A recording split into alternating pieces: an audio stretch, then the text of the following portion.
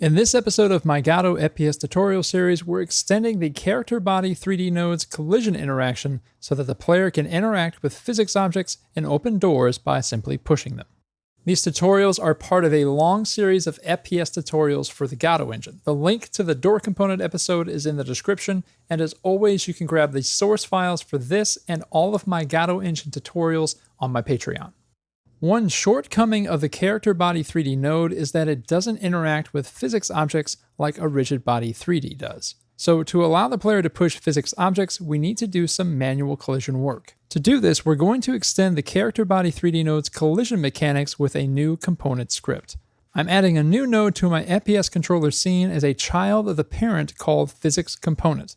Because this component is modular, you should be able to create this in your own controller even if you haven't been following the series. Attach a new script to the node called something like PhysicsComponent. In the script, we need 3 export variables: controller, which will contain a reference to our character body 3D node, force, which will be the amount of base force we apply to our physics objects, and an enabled boolean so we can switch the mechanic off and on. Then we just need a physics process function with the following code. Character body 3D nodes don't have a signal for collision detection, but the default move and slide function is constantly checking for collisions. We're going to tap into that information and get the kinematic collision 3D movement data that contains our collision info. If enabled is true, and if get slide collision count is greater than 0, i.e. if we are colliding with something, then we set a collision variable to the last slide collision. Then if that collision collider object is a rigid body 3D object, then we want to apply an impulse to that collider.